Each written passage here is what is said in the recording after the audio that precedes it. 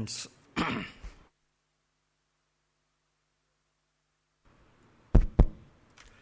as in past years, we are having this meeting in memory of the late G.S. Vishweshwara, a distinguished advocate, judge and jurist.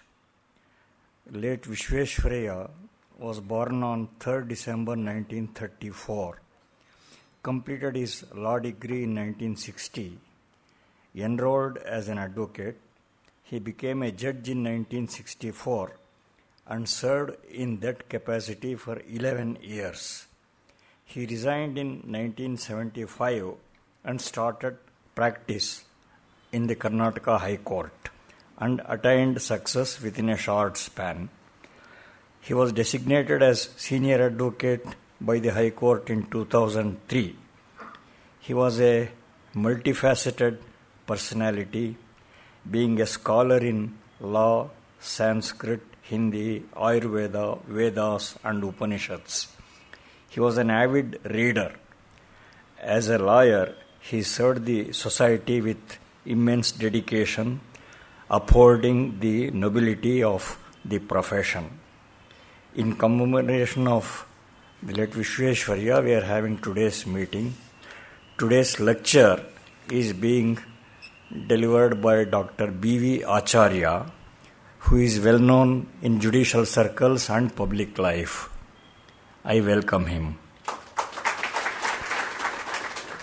He has been a senior advocate in the High Court of Karnataka. He was Advocate General for varying periods. In that capacity, he represented the state of Karnataka in many important matters, including the Kaveri waters dispute. He appeared as special public prosecutor in some high-profile cases. He has also appeared before many commissions of inquiry, including the well-known Gangaram Building Collapse Inquiry Commission. Most recently, his exemplary role as special public prosecutor in the Jayalalitha case is too well known to need mention. He is one of the founders of the State Bar Council Law Academy. In 2006, he was honored by the Karnataka High Court on his completing 50 years of practice at the bar.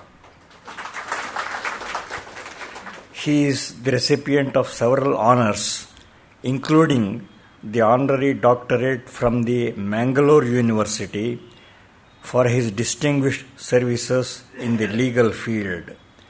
Dr. Acharya is a person of wide interests and widely travelled domestically and abroad.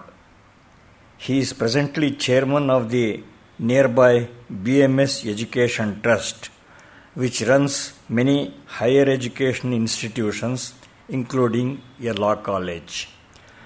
This endowment under which this program is being held has been given by the family of the late Vishweshwaraya. His sons Chandrasekhar and Shivashankar are here. Justice K.S. Puttaswamy is here. I extend a special welcome to all of them. I request Dr. Acharya to deliver the address. Honorable Justice K.S. Puttaswamy, Sri K.N. Subbareddy and other colleagues of mine in the bar, Sri G.V. Chandrasekhar and other family members of Sri G.S. Vishweshwara, respected invitees and my friends.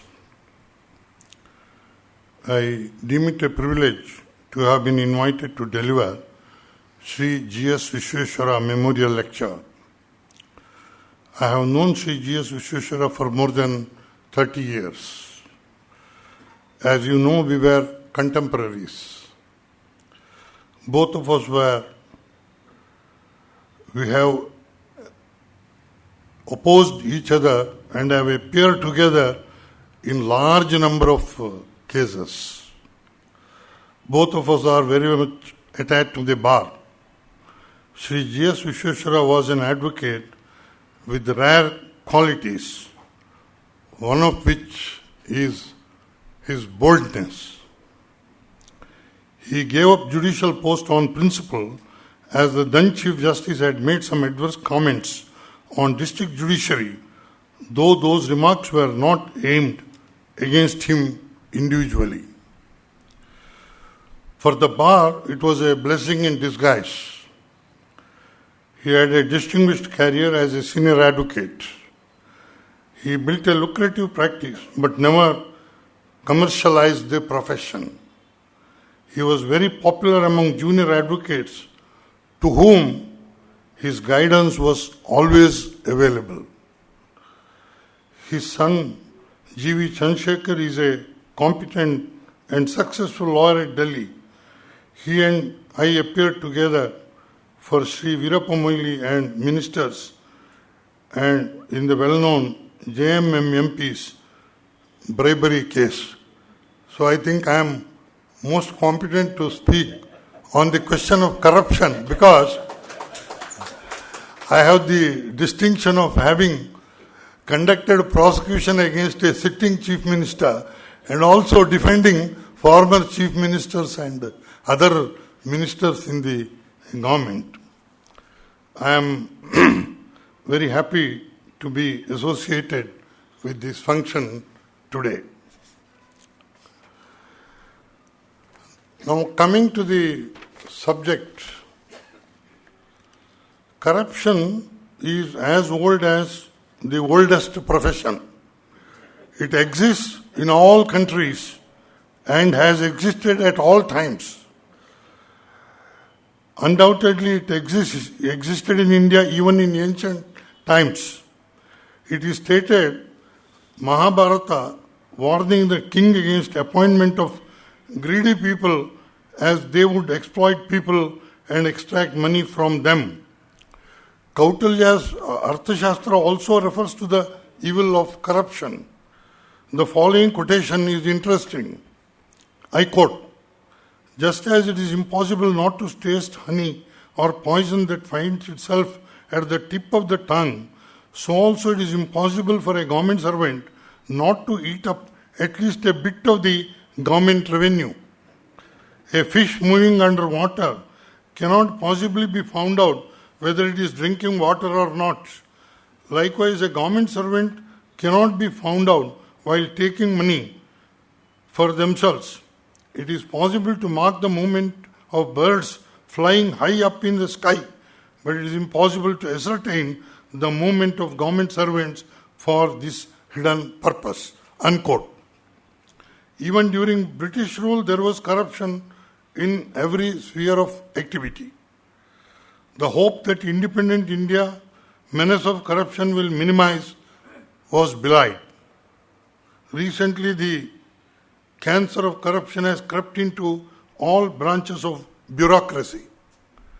However, more dangerous has been the recent trend of practice of corruption among political executives. Unfortunately, the people have now reached a stage where corruption is considered as a way of life and unavoidable evil. Tolerance of corruption has reached the highest level.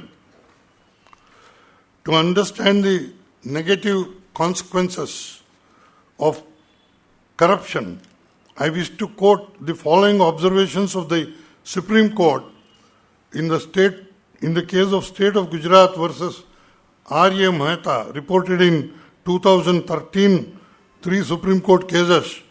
That is the case where a bitter fight went on between the governor and the Chief Minister Sri Modi with regard to appointment of the Lokayukta. And R.A. Mehta was the candidate who was sponsored by the government but opposed by the governor. Now, the following quotation from the Supreme Court. Corruption in a civilized society is a disease like cancer which, if not detected in time, is sure to spread its malignance among the policy of the country, leading to disastrous consequences. Therefore, it is often described as royal thievery. Corruption is opposed to democracy and social order as being not only anti-people but also due to the fact that it affects the economy of the country and destroys its cultural heritage. It poses a threat to the concept of constitutional governance and shakes the very foundation of democracy and rule of law. It threatens the it threatens the security of the societies, undermining the ethical values and justice, jeopardizing sustainable development. Corruption devalues human rights, chokes development, and corrodes the moral fabric of the society. It causes considerable damage to the national economy, national interest, and the image of the country. The above impact of lack of probity in public life leads to a high degree of corruption. Corruption often results from patronage of statutory higher authorities, and it erodes quality of life, and it has links with organized crimes, economic crimes like money laundering, etc., terrorism, and serious threat to human security to flourish. Its impact is disastrous in the developing world as it hurts the poor disproportionately by diverting funds intended for development. Corruption generates injustice as it breeds inequality and becomes a major obstacle to poverty, alleviation, and development. The United Nations Convention Against Corruption 2003 envisages the seriousness and magnitude of the problem. December 9 has been designated as International Anti-Corruption Day. India is a party to the said convention with certain reservations. Now, unquote. Then again, in another case, also reported in 2013, one Niranjan Hemchandra versus State of Maharashtra, the Supreme Court has observed, it can be stated without any fear of contradiction that corruption is not to be judged by degree, for corruption mothers disorder, destroys societal will to progress, accelerated undeserved ambitions, kills the conscience, jettisons the glory of the institutions, paralyzes the economic health of a country, corrodes the sense of civility, and mars the narrows of governance. It is worth noting that immoral acquisition of wealth destroys the energy of the people believing in honest, and history records with agony how they have suffered. The only redeeming fact is that collective sensibility respects such suffering as it is consonance with the constitutional morality. Again, in 2014, in the case of Subramania Swamy versus CBI, now if we merely mention the name of the case, Subramania Swamy and Jayalalita's case, there are a number of cases for so many years. So it becomes necessary to mention the year. In this case, the following observation is made. Corruption is the enemy of the nation, and tracking down corrupt public servants and punishing such persons is necessary mandate of the Prevention of Corruption Act 1988. It is difficult to justify classification which has been made in section 6A because the goal of law of the Prevention of Corruption Act is to meet corruption cases with very strong hand, and all public servants are warned through such a legislative measure that corrupt public servants have to face very serious consequences. Though there is no universally accepted definition of corruption, by and large, corrupt practice has been defined as receipt of illegal gratification in cash or kind for showing undue favor. Though normally bribe amount is directly given in cash, there are several indirect methods devised to make such payments. In many cases involving high-ranking political figures, illegal gratification is paid by contributing donations to trusts established by the public servant concerned or his near relatives. Even one of the earliest cases of Sri A.R. Anthule, who was the Chief Minister of Maharashtra, is also a case where the amount of bribe amount was deposited in the trust created by his close relatives. Many a time such payment is rendered by purchasing shares at high prices in respect of companies known as blade companies floated by the public servants or their relatives. Sale of property of a public servant at a very low price or purchase of property from a public servant for exorbitant price are other methods of paying illegal gratification. The Prevention of Corruption Act 1988 comprehensively covers all such corrupt practices which come within the definition of criminal misconduct. Now, one thing that we find is whenever there is some serious offense committed and there is some public opinion against it, immediately we enact in a hurry some law and then find it very difficult to understand it. The law which is amended virtually is made use of for purposes for which it is not meant. For instance, the moment there is one rape in Delhi, they say death sentence should be made compulsory. Once there is some other harassment, then immediately section 354 is amended to such an extent that its abuse is more apparent than its use. So recently, Law Commission of India has recommended in all these methods of corrupt practice under the PC Act, soliciting sexual favors also should be made as an offense. Now, I feel it's a knee-jerk reaction because in practice we found some legislations which are brought about in a hurry, ultimately they are more abused than actually used for the purpose for which is intended. Now, causes of corruption. The most important cause for corruption is greed. It is stated that in the world there are enough resources to satisfy everyone's need but not everyone's greed.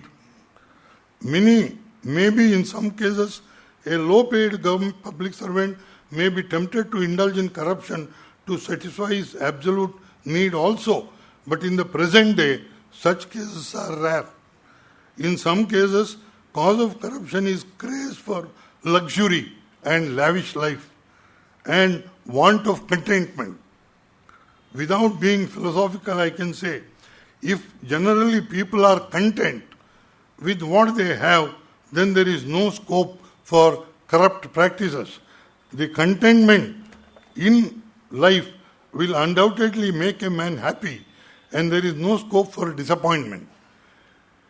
The present day trend to lead artificial and luxurious life drives one to indulge in corruption.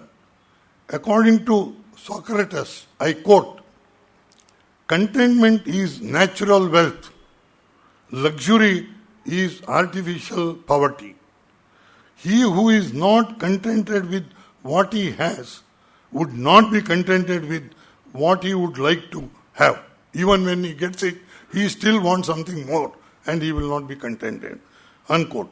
The fact is that society in general respects even corrupt officials or politicians because they are rich and wealthy, even though such wealth is the result of corruption. The attitude of society towards corrupt has to change if there is to be any significant reduction in corrupt practices. If only the public look at corrupt people with stigma attached, some positive result could be achieved. It may deter honest public servants also from becoming corrupt because they will feel in society I will lose my respect if I am considered as a corrupt person. Now, the different stages of corruption, how it develops, I am just mentioning. First, initially it's a case of tipping voluntarily, appreciating the the service rendered by a person. Then voluntary payment as reward for doing something which he is bound to do as a public servant. Voluntary payment for doing something which he is legally bound to do, but he does so out of turn, which is what is known as speed money. For example, passing of a bill or issuing a certificate quickly without following the queue. This is also known as speed money. Then, case of demand and receipt of bribe money without showing any official favor. Though no official favor is shown, money is paid. I am just giving one or two examples. When I was practicing in Bengaluru, there was one judicial officer. We considered him to be absolutely correct and honest. It's only after he was transferred and he left the place, we came to know that he was not honest as he was. What he used to do is, till the case reaches the final stage, he will not do anything. When it reaches the final stage, he feels this is a case where plaintiff must succeed. Then he will send his confident peon to the plaintiff and will have a direct contact with him, informing, never tell your lawyer or anybody, you will succeed in the suit, you pay so much. If the suit is to be dismissed according to him honestly, then he will send for the defendant alone and pay him the... Now this is the modus operandi adopted by him so that when the judgment came, nobody was surprised. And by receiving money, he has not shown any favor. What he honestly does is, that is, ultimately, he has taken money only from the one who has succeeded. And the lawyers were not suspecting because the judgment has come as expected. That's how it happened. And also, voluntary payment. And there was one Shirastedar, very obliging, very correct in his work and all that. The only thing is, he used to keep his table drawer open. Those who wished to pay could put some money there. Otherwise, he won't demand. He never demanded bribe from anybody. Then comes demand and payment for showing some official favor. You say, if you pay so much, I will do this. Then demand and payment for showing preference even by bending the rules or going against the rules, in, for instance, award of a contract, etc. Then demand for payment even for doing something lawfully.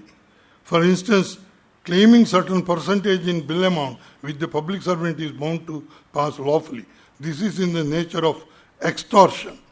And the Supreme Court has said the government servants have a knack of not demanding directly, but creating circumstances where you know that unless you pay the money, the work will not be done. That is why the Supreme Court has gone to the extent of saying, though section says demand and acceptance of bribe, this demand could be proved by circumstantial evidence. It need not be direct evidence. And another way of receiving is by way of gift. Now, if you give a gift, there are service rules which prohibit public servants from receiving gifts, but the political executives very freely receive gifts. And in the very case referred to by our friends, in the case of Jayalalitha, she claimed that on her 44th birthday, she received some crores of rupees by way of gift. The receipt of the money is admitted. There was no difficulty because all those were received by demand drafts and it is shown in the account. And she said, this is the legitimate money which I have received.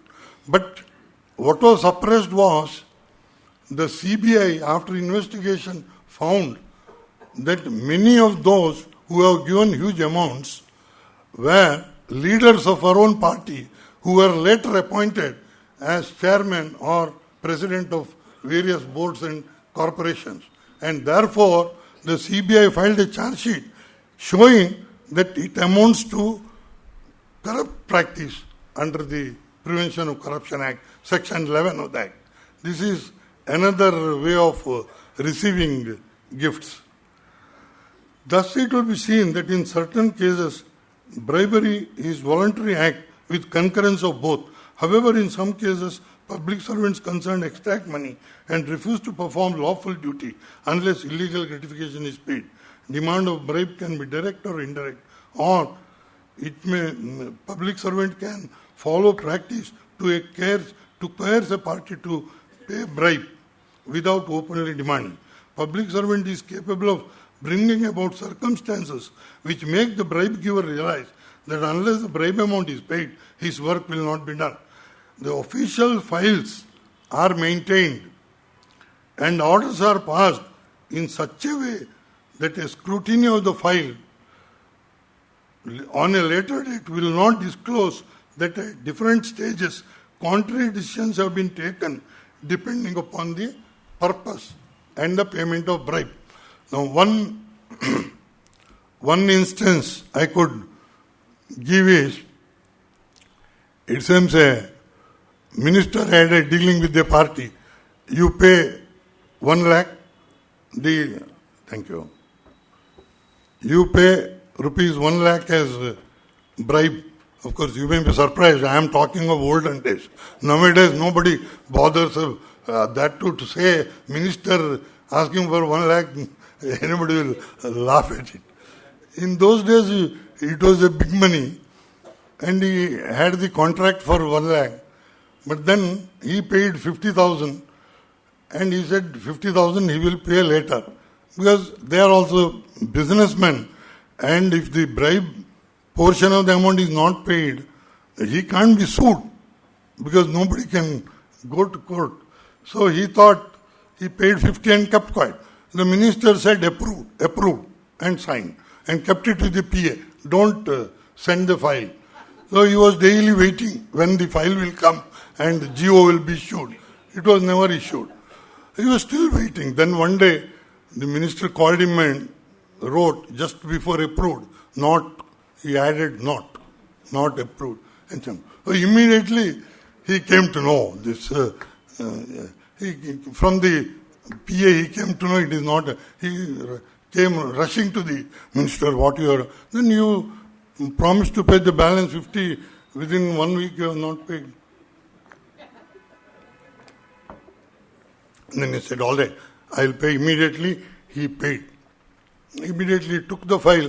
All that the minister did was, to that note, he added E. Note approved. So that the file is perfect. There is no correction, nothing. Though 3 decisions have been taken at 3 different stages. Now, legal framework for eradicating corruption. Before 1947, certain provisions of the Indian Penal Code provided for punishment for corrupt practices. Section 161 to 165A of the IPC has the relevant sections. Even before independence, it was thought necessary to have a comprehensive legislation dealing with the evil of corruption. The result was enactment of the Prevention of Corruption Act 1947. The statement of objects and reasons attached to the bill enacting PC Act 47 states that bribery and corruption by public servants in India had increased enormously on account of war conditions, and though by then the war had ended, opportunities for corrupt practices will remain for considerable time, and hence it is necessary to have a comprehensive legislation providing for detection, prosecution and punishment for offences involving corrupt practices. Since this 1947 Act was comprehensive Act dealing with subject, Section 161 to 165A of the Indian Penal Code were deleted. Now, one of the reasons for corruption is where there is demand and the supply is less. In fact, some 4 or 5 years back, I had to argue a criminal appeal. The person convicted was a junior engineer or a lineman who demanded and accepted a bribe of 1,000 rupees for transferring the landline telephone from his residence to the godown. For that he had demanded money. Now today, you please see the position. If now it is the telephone companies who come and say, you please take my connection. Nobody will think of bribe. This is one of the reasons where there is sufficient supply, there is no scope for corruption. Now, after the 47 Act, the Santanam Committee was appointed. They found out several loopholes and the Act was amended. But still, they found it was not satisfactory. Therefore, ultimately, 1988 Act, which is now in force, was brought into force. It is a very comprehensive legislation. In this Act, according to the authorities, the new law, that is 1988 Act, has been made effective by widening and strengthening the provisions.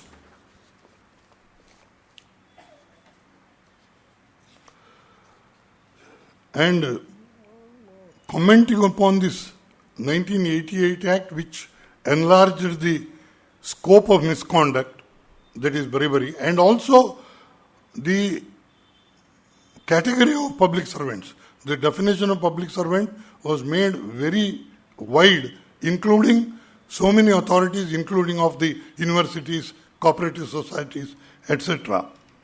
Now, in the case of Jayalalitha versus Union of India, reported in 1909, 5 SCC page 135, this case of 99 was, she challenged the order of the government appointing special courts to try offences under the PC Act in Madras. Now, dealing with that, the Supreme Court said, the legislature has enacted PC Act and it provided for speedy trial of offences punishable under the Act in public interest, as it has become aware of rampant corruption among public servants. While repealing 47 Act by the present Act, legislature wanted to make provision of the Act more effective and to widen the scope of Act by giving a wider definition of the term public servant. The reason is obvious.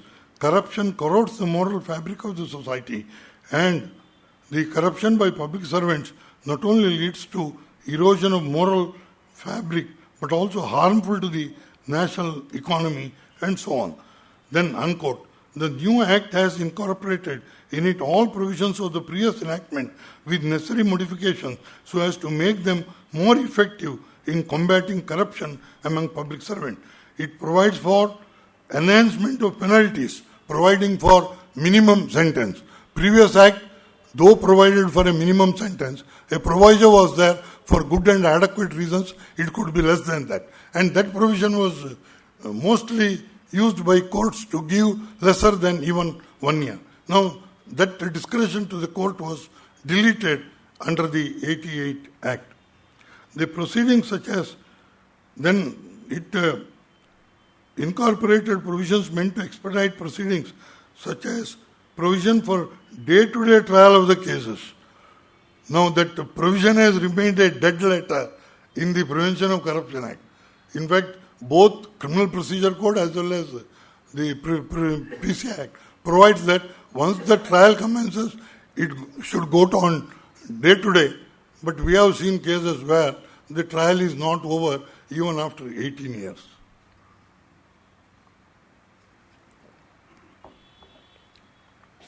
Experience has shown that even the provisions in 88 Act did not result in achieving the desired goal of combating corruption. Hence, the legislation had to amend 88 Act, and some of the salient features of 88 Act amended from time to time are as follows. The Act provides for appointment of special judges to try offences under the Act, and such judges have to be assistant sessions judges or sessions judges. And the Act also confers on special judges wide powers, including the powers of a sessions court as well as the powers of a magistrate. While demand and acceptance of by showing favor is specified as an offence, even mere demand is also made punishable. Section 13 of the Act is the most important provision which defines criminal misconduct as embracing so many acts of corrupt practices. And then there is also a provision for section 19(3)(c), which is a very important provision, finding that in most cases the accused in a Prevention of Corruption Act case is without exception a very wealthy man, no poor man, not a poor man. So they are able to go to Supreme Court on every interlocutory applications, and the courts have been very liberal in granting stay. So they incorporated a section 19(3)(c), no court shall stay. The wording is this: no court shall stay proceedings under the Act on any ground, and no court shall exercise power of revision in relation to any interlocutory order passed in any inquiry, trial, appeal, or other proceedings.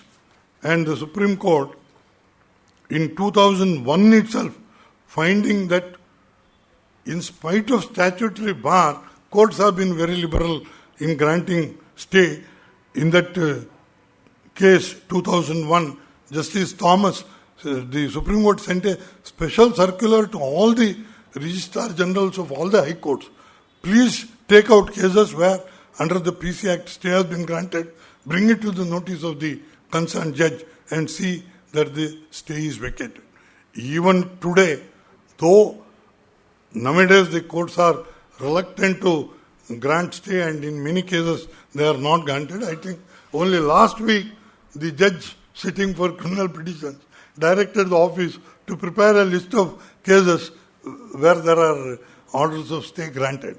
Of course, we lawyers also make our own contribution for this. The section 19, though it bars grant of stay, we, instead of filing a criminal petition under 482 CRPC, file a writ petition.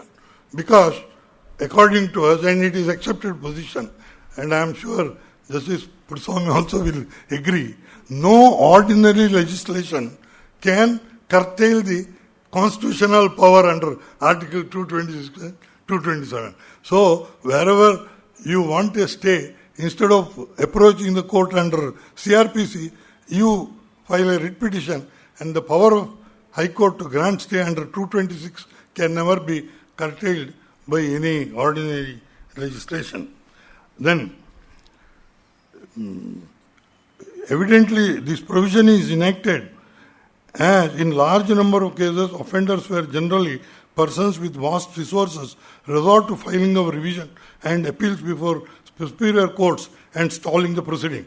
However, in practice, this provision has not been effective as expected and resourceful. In fact, as late as in 1994, Supreme Court in the case of Santosh Dev versus so-and-so made the following observation with regard to the dilatory tactics adopted by powerful and resourceful accused under the Prevention of Corruption Act. In Santosh Dev versus Archana Guha, that is 1994, I quote only one small sentence. The facts of this case impel us to say how easy it has become today to delay the trial of criminal cases. An accused so minded can stall the proceedings for decades together if he has the means to do so. And those who are accused under the PC Act have always the means to do so. Any and every single interlocutory is challenged in the superior courts, and superior courts, we are pained to say, are falling a prey to their strategies. We expect the superior courts to resist all such attempts.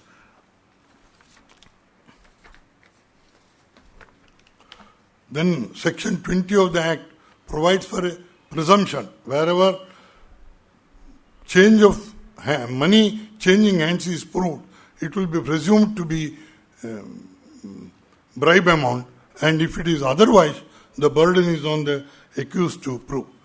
Now, apart from this Prevention of Corruption Act, as you know, Delhi Special Police Establishment, which is popularly known as CBI, was set up under the Delhi Police Establishment Act 1946. The CBI has its headquarters at Delhi with branches all over. It is anti-corruption agency of central government. CBI is expected to keep a watch on public servants in an attempt to prevent corrupt activities. CBI has the power to register cases against public servants serving under the central government. Its power of investigation in respect of public servants working under the state government is available only if the concerned state governments give their consent, which almost every state government refuses to give. I think only during Ramakrishna Hegde's regime for short period there was a general order that CBI could investigate any case, a general consent. But nowadays it is not there. Most of the state governments have declined to have such consent, and that is why there is generally clamor for referring the cases, sensational cases, to CBI, and the state governments generally oppose it. Though CBI is expected to be an independent agency and is required to act without any kind of pressure from the central government, in practice it was frequently alleged that CBI has acted under the pressure from central government, particularly in respect of cases of corruption against people in high places. The allegations are that in many cases CBI is misused by the central government to harass political opponents, and in many cases opponents become supporters of the government so that the CBI may go soft. In many cases where top politicians are involved, the stand of the CBI goes on varying depending upon the political exigencies. Whether a case of disproportionate asset against Mayawati or Mulayam Singh Yadav, whether it is strong enough or is very weak, depends upon the need of the central government of their support in the parliament. So, even CBI, though it is a specialized agency, it is totally wrong to think that the moment a case is entrusted to CBI, absolute justice will be done. It is merely a myth. Attempts on the part of the Supreme Court to see that the CBI functions independently without scope for influence by central government has not been very successful, though in a few individual cases the Supreme Court directed CBI not to take instructions from the central government but to report directly to the Supreme Court, which are known as cases which are monitored by the Supreme Court itself. Then Central Vigilance Commission has been constituted under an act in 2003, and it is supposed to supervise the work of the CBI. But in practice, though the very section which says it shall be entitled to supervise the work of the CBI, the proviso says that power does not include power to direct the CBI in any individual case, either to file a charge sheet or do any other thing. The very purpose of the supervisory power is taken away by adding a proviso. The result is the CVC advises the central government only with regard to disciplinary proceedings. It has not been effective in having any supervision over the Central Bureau of Investigation.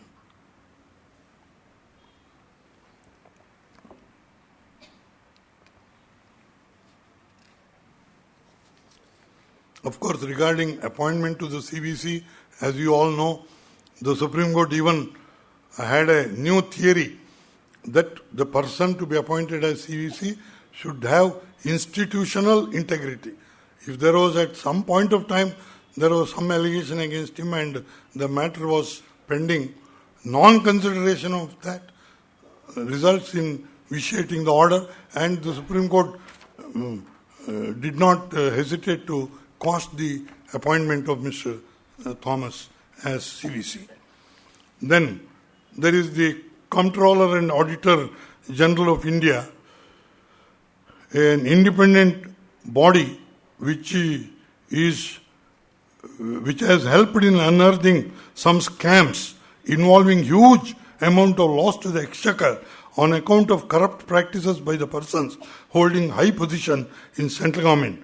2G scam and scam relating to allotment of coal mines are some of the important scams recently unearthed by the Comptroller and Auditor General. Then at the state level, even in state level, various states have either institution of Lokayukta or state vigilance commission set up. Now there are many states where they don't have Lokayukta. For instance, Tamil Nadu and even Kerala, they still have only what is known as State Vigilance Commission, which we had earlier.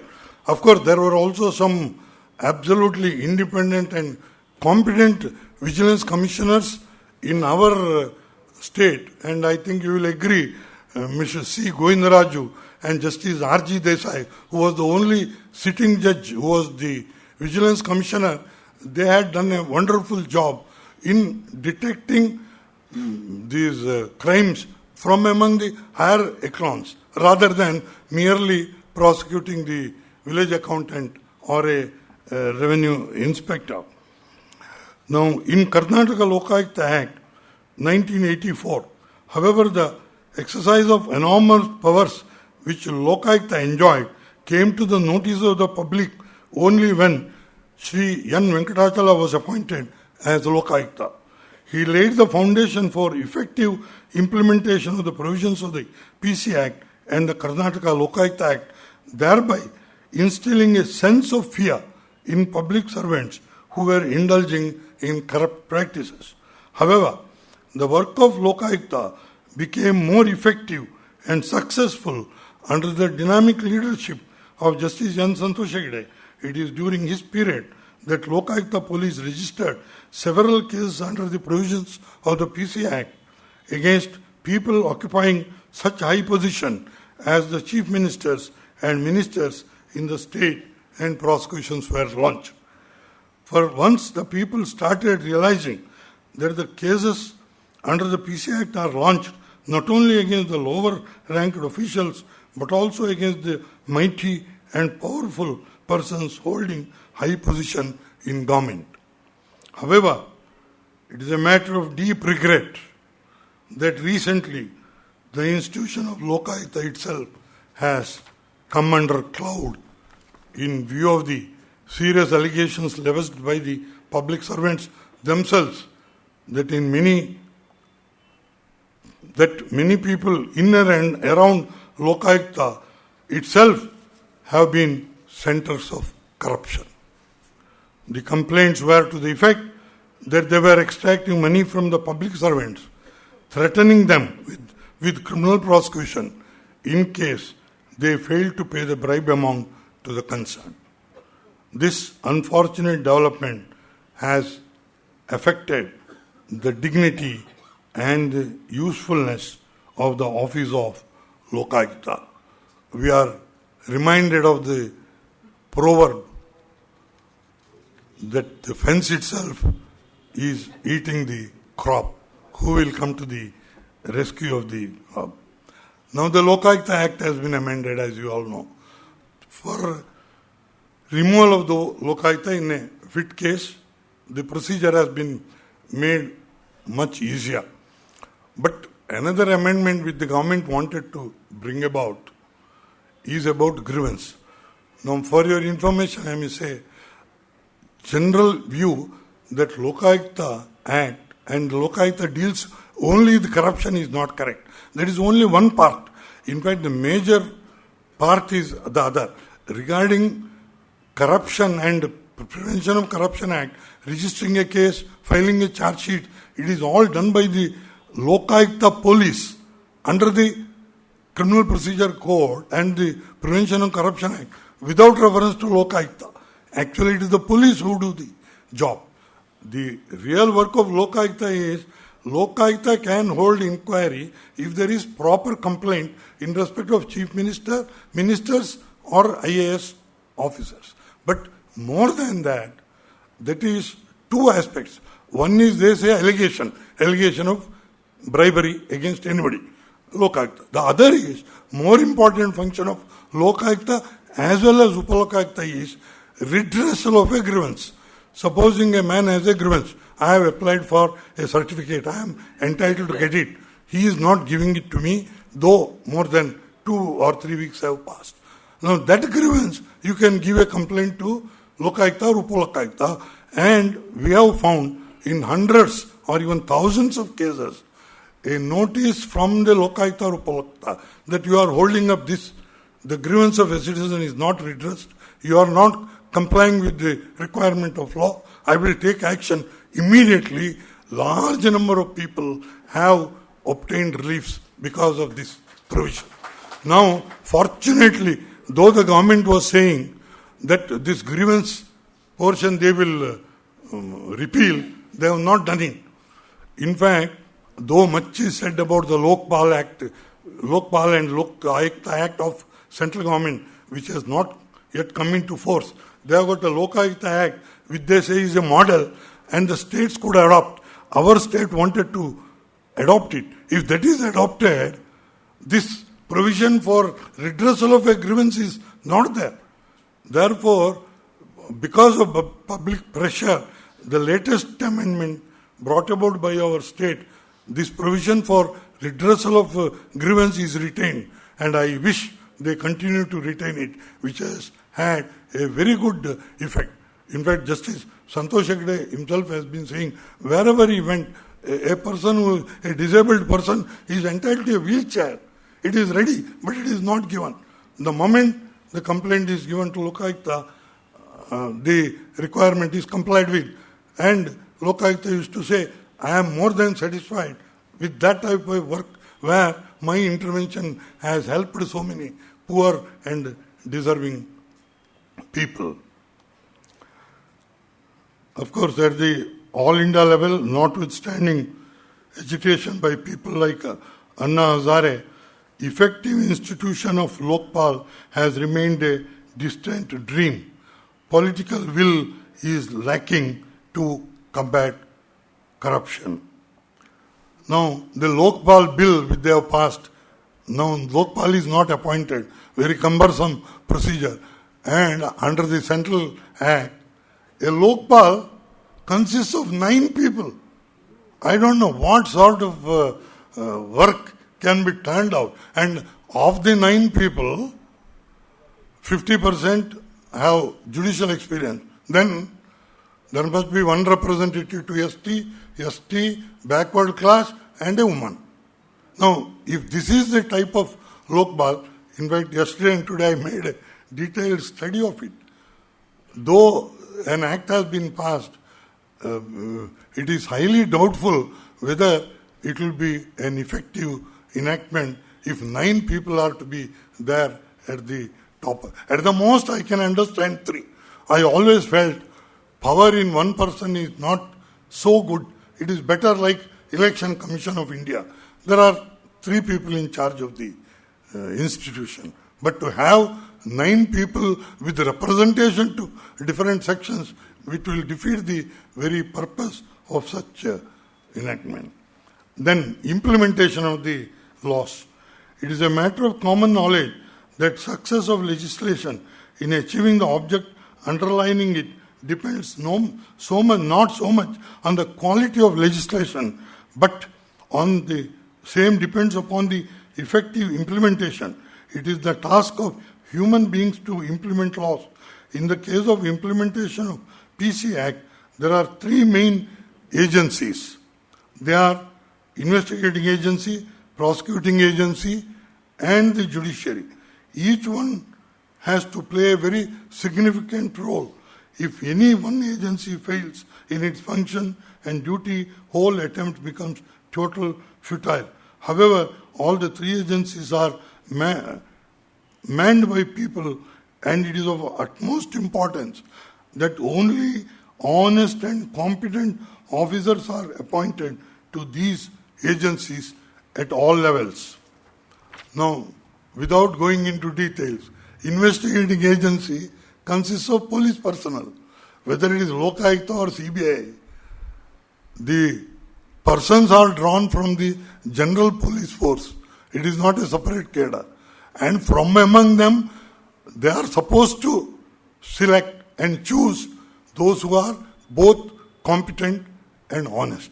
And having regard to the general trend, it is for you to judge whether it is possible even for Lokayukta to have a effective investigating agency. It's a matter of doubt. The second, prosecuting agency. The investigating officer does an excellent job by collecting evidence. But if the public prosecutor who presents the case before the court is either incompetent or is not honest, where does it lead to? Most disturbing news, whenever sometimes you find newspaper, assistant public prosecutor conducting case under the PC Act himself has been trapped in a trap case. If that is the position, in fact, I know of a case where a doctor was charged with accepting bribe of 10 rupees for issuing a certificate. It seems when he was examining the patient, some peon who had a grievance against him put a 10 rupee note in his hip pocket, and naturally he took it. So phenolphthalein powder, everything is proved. So it was the case. And there was a departmental proceedings before the registrar of the Lokayukta.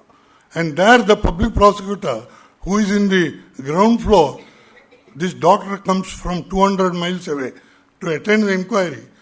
He came and complained to me, I am charged with receiving 10 rupees. But that public prosecutor never comes to the court, not for showing any obligation. Even to come to court, he demands 200 rupees. Otherwise, case is adjourned, I have to go back. So what is this? Is that corruption or what has happened to me? Is corruption? He was like, this is the situation. So to have a good investigating agency, have a good prosecuting agency, and most important is the judge, the judicial wing. It is the special judge who decides the case. No doubt he is a high ranking. Under the Act, he has to be must have worked as a session judge before he could be appointed as a judge. And the judge must be honest and one case of Jayalalitha, about which I was the prosecutor for a long time, I feel it is the competence of the judge which counts. He can always manage.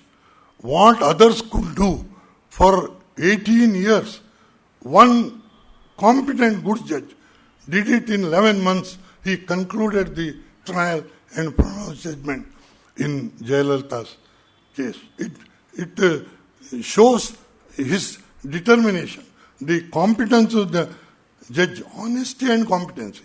Both must be there. And in a case where the accused engaged 15-20 lawyers, some judges are even shaken by the very presence of so many lawyers from outside of the state particularly. That is why it was not possible to make headway.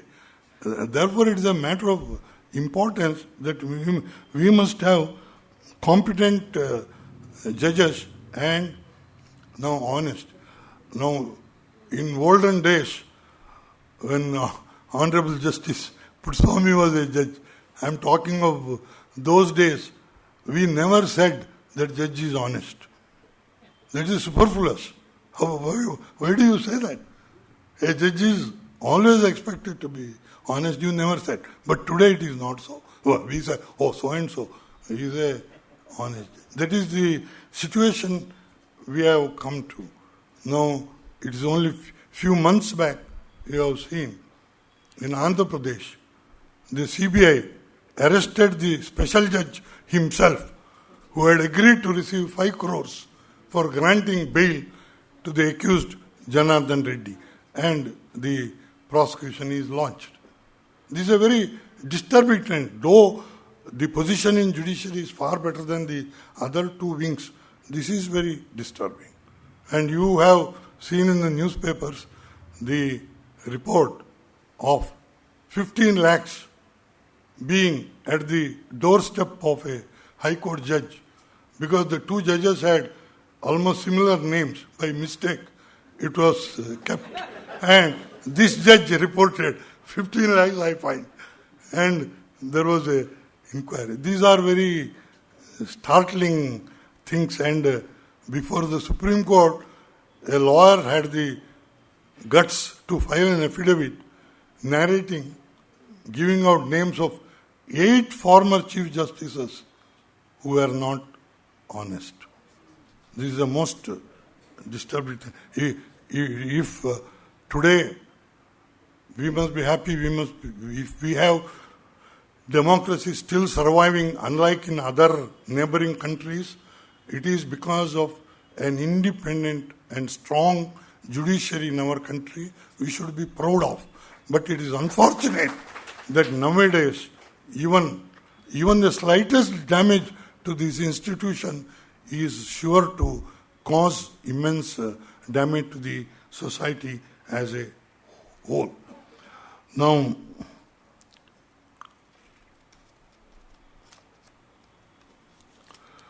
in this connection, just the other day I saw one anecdote. In a bribery case, the public prosecutor was examining the witness who had turned hostile, and he simply strongly put it to him, I put it to you, that you have received $5,000 and have compromised the matter. The witness didn't answer. He was looking outside. Then he repeated the question. You have received 5,000 rupees, $5,000 and you have compromised the matter. Still he didn't answer. Then the judge intervened. Mr. Witness, why you answer that question? The witness said, I thought the question is being put to you.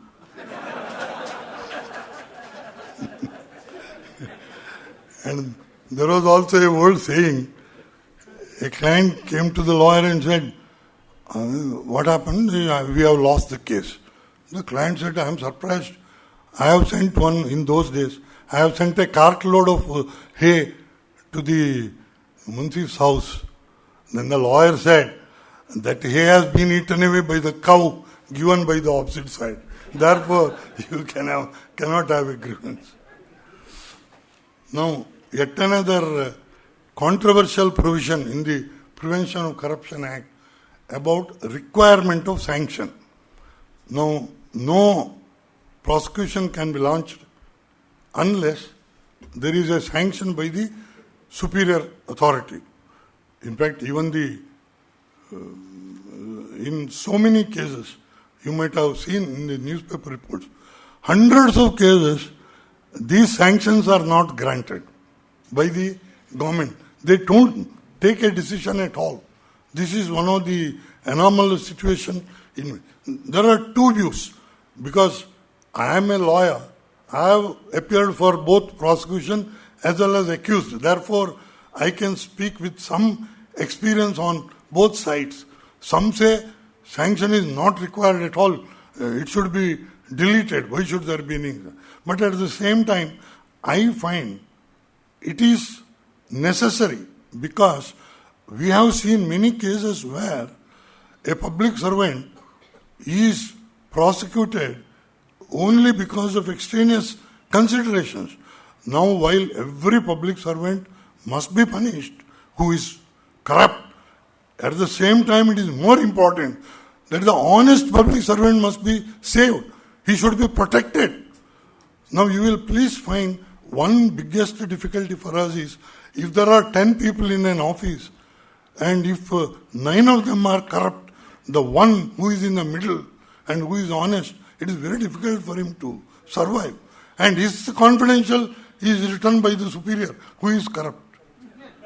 Therefore, the requirement, I have seen many cases where, supposing your name is being considered by the Departmental Promotion Committee for promotion, immediately a case is registered against him under the disproportionate assets. The result is his whole proceeding is stayed, and the man next in line gets promotion. And then what they have got, some sealed cover procedure and all that, by the time the man has suffered. So, therefore, I feel sanction is needed, but government or the competent authority can't keep it over for years together. Here, some cases, even years. Now, it is taking note of that, the Supreme Court, in the case of Dr. Subramanya Swamy versus Dr. Manmohan Singh. Subramanya Swamy filed a petition for sanction to prosecute Manmohan Singh, and that was not considered for a considerable time. So he filed a writ petition. In that, they point out how this delay in granting sanction is causing hardship. So Justice Ganguly, in that case, has said, if sanction is not granted or decision is not taken, either granting or refusing, within 3 months, there shall be a deemed sanction. Now, this will virtually help the prosecution, and it will also force the government to take a decision. And in this very case of Subramanya Swamy, the question was whether sanction is necessary to even file a private complaint. They said yes, you can't take cognizance. Take cognizance means taking note of the fact that an offence has been committed. You can't do it. And therefore, they ruled, even where a private complaint is filed, it must be accompanied by an order of sanction. This, according to my submission, is a salutary provision. Otherwise, today we find some may be genuine, but there are many cases which we find from the reports against all public servants. Some old cases are raked up and a private complaint is filed, and his job is over. Once a private complaint is filed and he says, investigate, the image or the reputation of the person is tarnished.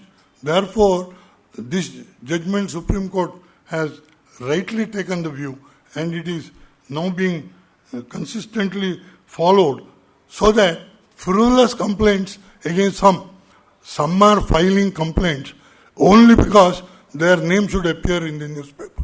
If you file a private complaint against some minister or a former chief minister or some high dignitary, your name is sure to appear. So and so has filed a complaint.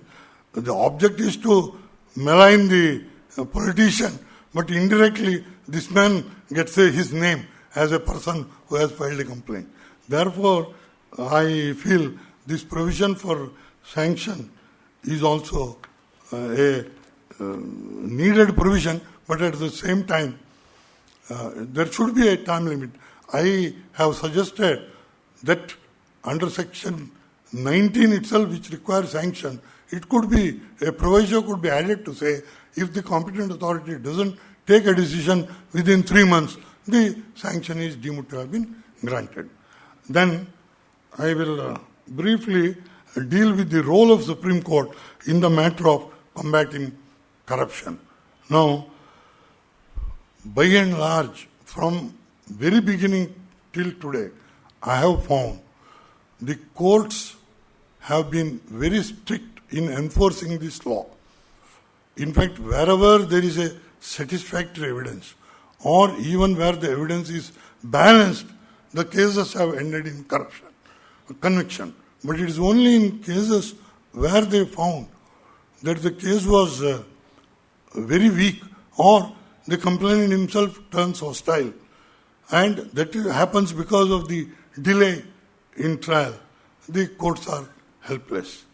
By and large, the judgments have all been in favor of the prosecution and against the accused. And some of the recent trend, it is not merely low-paid officers who are convicted and sentenced, even people who held very high position. For instance, a case against Sukram, which is now pending in the Supreme Court. Then the case against Lalu Prasad Yadav, former Chief Minister. Now appeal is pending after conviction. Then there is the case of Om Prakash Chautala. Very surprisingly, see, a person holding the position of a Chief Minister is accused of receiving bribe in a scandal for recruitment of teachers. Those who are to become teachers, they have to pay bribe. And sentence of 10 years. And I am surprised, leave was not granted at the stage of SLP. They dismissed the appeal, confirming not only the conviction, but sentence of 10 years on a person who is now more than 80 years old. This shows that the Supreme Court has been very strict, and this might have some effect on the public rather than the conviction and sentence of low-paid people. But of course, equally, an acquittal by the higher court also will have its adverse effect. If a mere totaling error can lead to acquittal of a person. In fact, I thought, in addition to the other qualifications, a special judge and a high court judge dealing with the PC Act case must have some elementary knowledge of mathematics. And if that doesn't happen, it will be a sad day. Then the Supreme Court, as you know, by taking advantage of public interest litigation, have done a wonderful job in unearthing so many scams and being responsible for prosecuting so many high-ranking people. The exercising, it is a matter of common knowledge, but for the Supreme Court exercising its jurisdiction in the cases popularly known as public interest litigation, many scandals involving thousands of crores of rupees would not have come to light. In recent times, the cases relating to 2G scam, coal allocation, and Commonwealth Games scandals would not have come to light, but for the intervention of the Supreme Court. Also, Supreme Court has given suitable direction to take positive steps even with regard to slashing of for black money in foreign countries. The Supreme Court has also rendered several judgments so as to insulate the investigating agency such as CBI from politicians or executive interference, so that the investigating agency is relieved of such unwarranted pressure. However, though independence of investigating agency like CBI is desirable, too much of autonomy to such an agency without any control from anyone may result in dangerous consequences. Because as a lawyer with little experience, I always feel uncontrolled power to police officials is a very dangerous thing. There must be some control, if not by politicians, by any other independent agency which is known for its integrity. Otherwise, giving CBI full power without any control is a dangerous thing. Now, though all these judgments have been in favor of the prosecution and against the accused, to my knowledge, there is only one judgment which is of importance, which has gone in favor of the accused.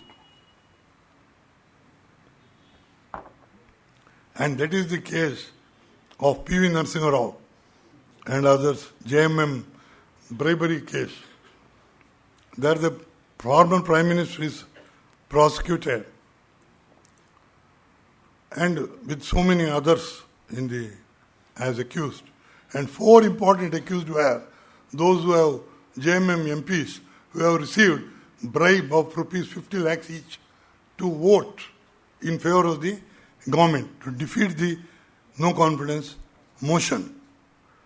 And either they are people with want of common sense or lot of courage and audacious, I don't know, having received 50 lakhs cash, that very day they have called the bank manager and have kept it in fixed deposit in their own names.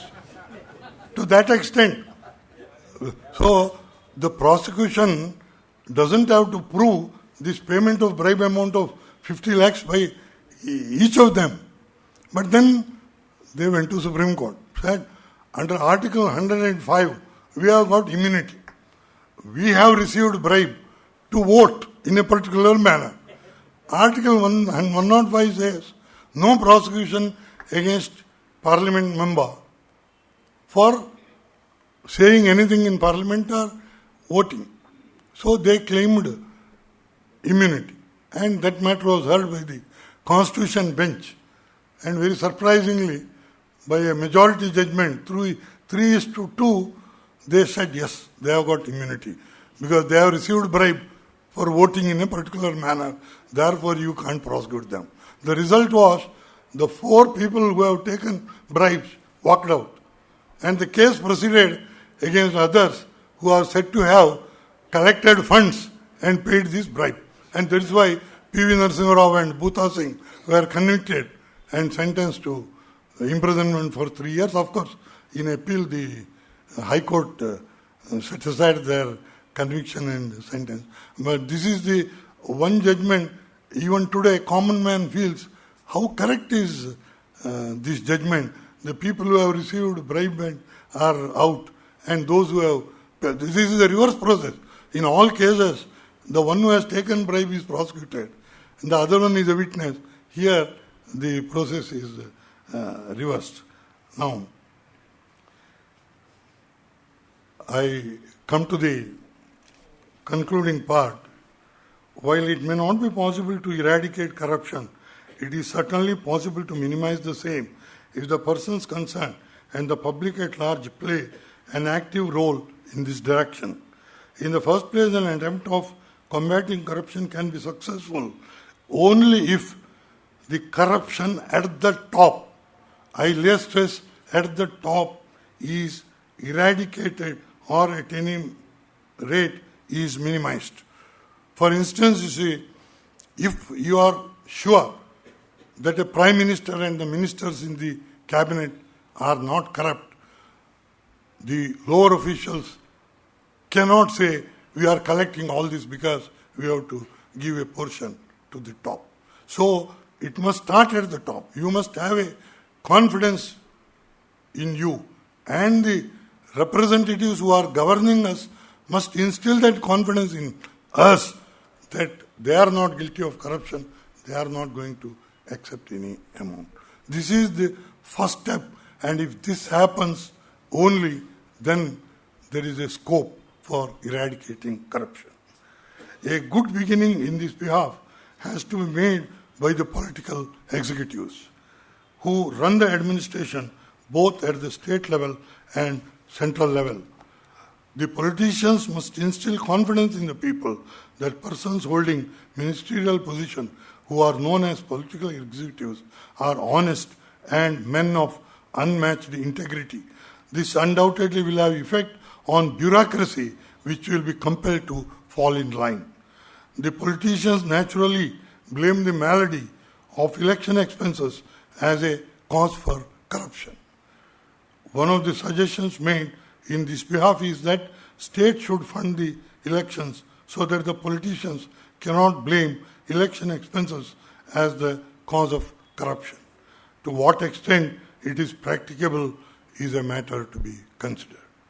The public perception that corruption is necessary evil and it is impossible to eradicate corruption must vanish. I am told a teacher taking up English grammar class was asking what is this tense and all that. And the sentence given was that in the near future there will be no corruption in India. Then the student said, what tense? It is the impossible future tense. The impression that it is a way of life has to change. A strong will is needed to minimize corruption. The public respecting corrupt people merely because they have amassed wealth must stop. If only the society looks at corrupt public servants with contempt, only then it can have positive effect in eliminating corruption. The society's attitude towards corruption must change, and a corrupt politician or official should be ashamed of mingling in society. The public respecting only honest politicians or officials with integrity should become the order of the day. The society must respect men with integrity rather than men with wealth. Young children and students will be the citizens of tomorrow. A lot depends on them. They must be educated about the evil of corruption and dangerous consequences of corrupt practices, as also the adverse effect on the nation as a whole. It is well known that it is easy to change and educate young minds. Justice Yan Santosh Hegde, both while in office as Lokayukta and thereafter always preferred to go to schools and colleges and educate them about the need for combating corruption for the better future of the country. In fact, he had even kept a list of hundreds of schools where he had gone and talked to the students only on these aspects, because probably he thought better to spend time with them rather than the adults. No doubt, strong laws and effective implementation of the same are undoubtedly very important. As already indicated, there must be honest men in charge of administration at all levels. Honest men in charge of administration at all levels. Now, I am tempted to quote two passages of Dr. Rajendra Prasad and Dr. B.R. Ambedkar on the concluding session of the Constituent Assembly after the Constitution is finalized. Now, Dr. Rajendra Prasad, I quote, "Whatever the Constitution may or may not provide, the welfare of the country will depend upon the way in which the country is administered. That will depend on the men who administer it. It is trite saying that a country can have only government it deserves. After all, Constitution, like a machine, is a lifeless thing. If the people who are elected are capable and men of character and integrity, they would be able to make the best even of a defective constitution. If they are lacking in these, the constitution cannot help the country. India needs today," please see what he has said in 49. "India needs today nothing more than a set of honest men who will have the interest of the country before them." How true it is true. Then Dr. B.R. Ambedkar also in that very concluding session said, I quote, "However good the constitution may be, it is sure to turn out bad because those who are called to work it happen to be bad lots. However bad a constitution may be, it may turn out to be good if those who are called to work it happen to be good lots. The working of the constitution doesn't depend wholly upon the nature of the constitution. The constitution can provide only the organs of the state, such as the legislature, the executive, and judiciary. The factors on which the working of these organs of the state depend are the people and the political parties they will set up as their instruments to carry out their wishes and their policies. who can say how the people of India and their parties will behave? And now we have seen how they have behaved. Then, the judicial reforms will go a long way in combating corruption. Speedy trial has its own positive results.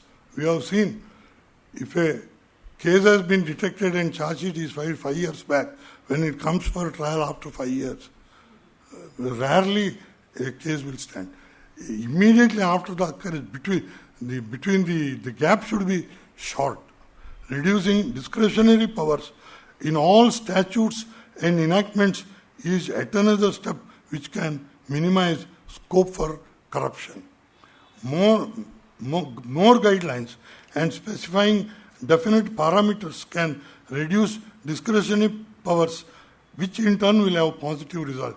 Stringent laws to confiscate all ill-gotten wealth are also needed. So far I have referred to the corruption in general. It is unfortunate that this malady has now crept into the judiciary as well.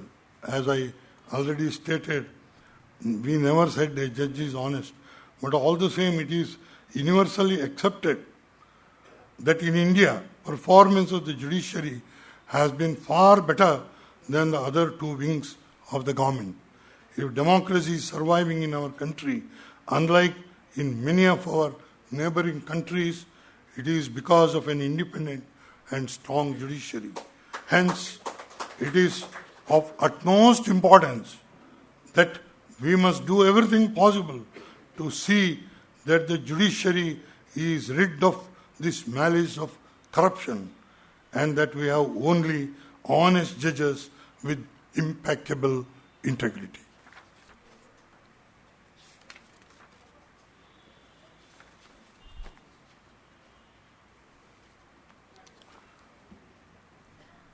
Friends,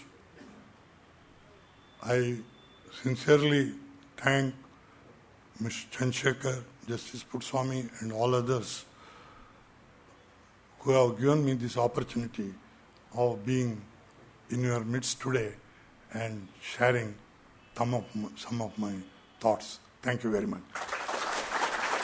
Friends, Dr. B V Acharya has given a breezy survey of the various ramifications of corruption. He started describing how corruption erodes the quality of life, how it adversely affects the security of life itself, how corruption engenders disorder in public life, and how corruption is one of the biggest enemies of the nation.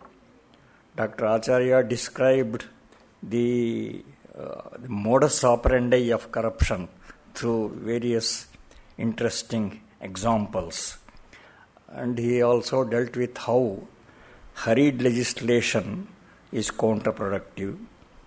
And he said more than once why it is important that public attitude towards corruption should change. Dr. Acharya described the legal framework for prevention of corruption, Santanam Committee for Prevention of Corruption Act, 1988 Act and so on, role of CBI, Vigilance Commission, Controller and Auditor General, and in recent years the Lokayukta. And he drew attention to what many of us do not realize, namely that a major role of the Lokayukta is grievance redressal. Many of us are ignorant of this facet. He also dealt with the limitations of the present Lokbal bill as conceived, and he concluded saying how ultimately the honesty and competency of the judge makes all the difference. We can all only hope that the powers that be use the experience and sage counsel of people like Dr. B V Acharya. Now, I request Mr. Shiv Shankar, the son of the late Vishweshwara, to propose a vote of thanks.